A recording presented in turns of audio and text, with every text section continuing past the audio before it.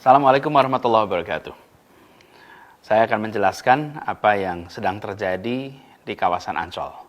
Yang terjadi ini berbeda dengan reklamasi yang alhamdulillah sudah kita hentikan dan menjadi janji kita pada masa kampanye itu. Jakarta ini terancam banjir. Salah satu sebabnya karena ada waduk, sungai yang mengalami pendangkalan atau sedimentasi. Ada 13 sungai. Kalau di total panjangnya lebih dari 400 km, ada lebih dari 30 waduk, dan secara alami mengalami sedimentasi. Karena itulah kemudian waduk, sungai itu dikeruk terus-menerus, dan lumpur hasil kerukan itu dikemanakan? Lumpur itu kemudian ditaruh di kawasan Ancol. Dan proses ini sudah berlangsung cukup panjang, bahkan menghasilkan lumpur yang amat banyak, 3,4 juta meter kubik. Nah, lumpur ini kemudian dimanfaatkan untuk pengembangan kawasan Ancol. Jadi ini adalah sebuah kegiatan untuk melindungi warga Jakarta dari bencana banjir. Ini berbeda dengan proyek reklamasi yang sudah dihentikan itu. Itu bukan proyek untuk melindungi warga Jakarta dari bencana apapun. Di sana ada pihak swasta berencana membuat kawasan komersial, membutuhkan lahan, lalu membuat daratan, membuat reklamasi. Jadi di situ bahkan ada unsur menerabas ketentuan lingkungan hidup, ada unsur hilangnya hajat hidup para nelayan, karena sebagian berhadapan dengan perkampungan nelayan, misalnya di Kamal Muara, di Muara Angke. Lalu ini juga berhadapan dengan kawasan Cengkareng Drain dan muara Sungai Angke. Efeknya mengganggu aliran sungai ke laut lepas. Jadi bukan membantu mengendalikan banjir, tapi malah berpotensi menghasilkan banjir. Nah, kegiatan reklamasi yang 17 pulau itu, pantai, sudah dihentikan dengan cara mencabut 13 izin atas pantai pulau sehingga tidak bisa dilaksanakan. Lalu 4 yang sudah terlanjur jadi harus mengikuti semua ketentuan hukum dan juga ikut memberikan manfaat bagi masyarakat. Itu janji kita dan alhamdulillah itu sudah dilaksanakan. Jadi alhamdulillah itu sudah tuntas. Jadi kembali kepada soal Ancol ini. Lumpur hasil pengerukan sungai dan waduk itu memang menambah lahan bagi Ancol. Dan penambahan lahan itu istilah teknisnya adalah reklamasi. Tapi beda sebabnya, beda maksudnya, beda caranya, beda pemanfaatannya dengan kegiatan yang selama ini kita tentang reklamasi 17 pulau itu. Dan ini bukan bagian dari kegiatan reklamasi 17 pulau itu. Ini adalah bagian dari usaha menyelamatkan Jakarta dari bencana banjir. Jadi, masalahnya bukan sekedar soal reklamasi atau tidak reklamasi. Masalahnya adalah kepentingan umumnya di mana? Rasa keadilan sosialnya di mana? Ketentuan hukumnya bagaimana? Nah, yang 17 pulau itu tidak sejalan dengan kepentingan umum, kemudian ada permasalahan dengan hukum, ada mengganggu rasa keadilan. Sementara yang di Ancol ini adalah proyek pemerintah untuk melindungi warga Jakarta dari banjir, lalu dilakukan pengerukan sungai, waduk, yang kemudian menghasilkan lumpur. Di situ kemudian muncul yang biasa disebut tanah timbul karena penimbunan lumpur di sana. Jadi pengerukannya oleh pemerintah, pengelolaan lahannya oleh pemerintah, dan pemanfaatannya untuk seluruh rakyat. Jadi apalagi program ini tidak mengganggu kegiatan nelayan, tidak menghalangi aliran sungai manapun menuju laut, dan ini sudah berlangsung selama 11 tahun.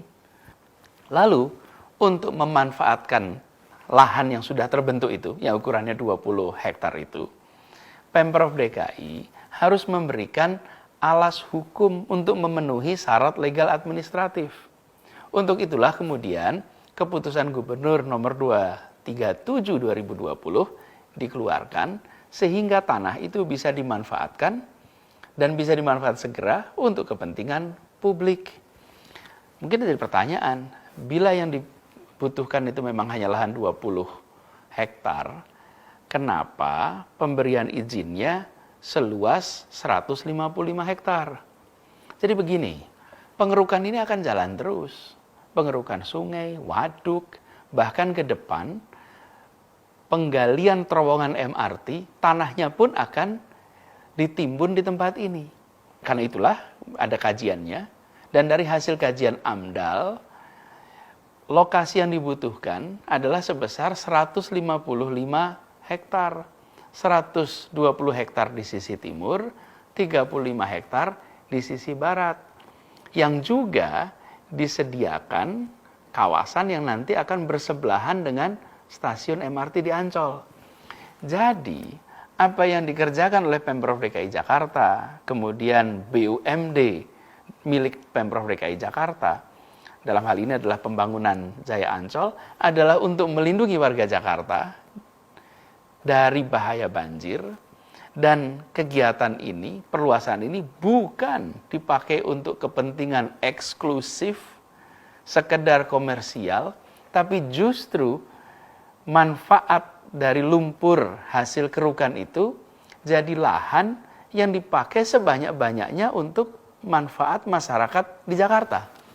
Lalu selama 11 tahun ini berjalan tenang-tenang saja. Mengapa? Ya sederhana, karena penimbunan ini tidak mengganggu kegiatan nelayan. Kawasan ini jauh dari perkampungan nelayan. Kawasan ini berdampingannya dengan apa? Berdampingan dengan kawasan industri Ancol, dengan pelabuhan Tanjung Priuk, dengan daerah pantai Taman Impian Jaya Ancol. Dan terkait lingkungan hidup, pihak Ancol diwajibkan untuk melakukan AMDAL dan semua kewajiban turunannya.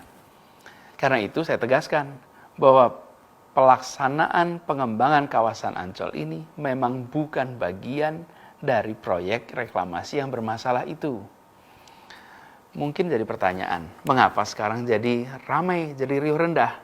Begini, setelah terbentuk 20 hektar lahan ini, belum punya status hukum, efeknya lahan itu tidak bisa dimanfaatkan. Untuk bisa dimanfaatkan, Pemprov DKI harus mengurus hak pengelolaan lahan. Kemana? Ke Badan Pertanahan Nasional. Dan itu semua membutuhkan persyaratan legal administratif agar lahan ini punya alas hukum dan bisa dimanfaatkan. Itu sebabnya bulan Februari lalu proses legal administratifnya dilakukan. Dan di kawasan ini akan diambil 3 hektar dari 120 yang direncanakan, dari 20 yang sudah ada, hanya 3 hektar untuk membangun Museum Sejarah Nabi. Museum Sejarah Nabi ini akan menjadi museum yang dibangun di tepi pantai, bagian dari kawasan Ancol, dan museum ini akan menjadi museum terbesar tentang sejarah Nabi di luar Saudi. Insya Allah ini akan menjadi magnet bagi wisatawan bukan hanya Indonesia, tapi seluruh dunia. Nah, untuk itu harus disiapkan semua dokumen legal administratifnya agar pengurusan lahannya bisa dilakukan, agar pembangunan bisa segera dilaksanakan. Lalu mungkin ada pertanyaan, mengapa perlu ada perluasan Ancol? Ya, kawasan ini memang dirancang untuk berkembang sebagai pusat kegiatan wisata. Bukan saja bagi Indonesia, tapi harapannya bagi Asia Tenggara, bahkan Asia. Ancol saat ini ukurannya sekitar 200 hektar. Setiap tahun ada lebih dari 20 juta pengunjung. Manfaat ekonominya bagi Jakarta amat besar. Jadi, lahan yang sekarang terbentuk akan dimanfaatkan untuk pengembangan, dirasakan manfaatnya bagi masyarakat luas, dan bukan cuma untuk Museum Sejarah Nabi, tapi ini menjadi kawasan pantai terbuka untuk masyarakat. Dan kita ingin kawasan Ancol ini menjadi yang terbesar dan yang terbaik sebagai kawasan liburan di Asia. Jadi, dikeluarkannya Kegub ini untuk memanfaatkan lahan yang sudah dikerjakan selama 11 tahun dan sama sekali tidak mengingkari janji. Justru ini menjadi pelengkap bahwa kita memang mengedepankan kepentingan umum, mengedepankan ketentuan hukum, mengedepankan keadilan sosial.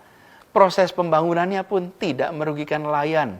Dan kawasan ini terbentuk dari lumpur hasil pengerukan sungai untuk mencegah banjir. Jadi semuanya mengikuti ketentuan hukum yang ada. Dan pelaksananya pun adalah BUMD milik Pemprov DKI Jakarta. Yang harus mentaati semua ketentuan hukum termasuk ketentuan AMDAL. Lalu nantinya menjadi pantai yang terbuka untuk rakyat, kawasan liburan bagi semua. Dan insya Allah bisa menjadi pusat liburan bagi masyarakat Indonesia, bahkan Asia Tenggara. Jadi ini penjelasan saya terkait dengan kegiatan yang sedang berlangsung di Ancol. Sekali lagi saya tegaskan, insya Allah semua janji itu telah dan akan terus dilaksanakan. Semua ikhtiar dilakukan untuk melaksanakan amanah ini dengan sebaik-baiknya. Sambil selalu berdoa pada Allah Subhanahu wa taala, semoga selalu diberikan petunjuk, selalu dibukakan jalan-jalan yang lempang. Dan saya berharap dari semua, mohon doakan agar bisa amanah dalam menjalankan tugas ini. Terima kasih. Semoga Allah Subhanahu wa taala merahmati kota Jakarta dan Allah Subhanahu wa taala melindungi kita semua. Assalamualaikum warahmatullahi wabarakatuh.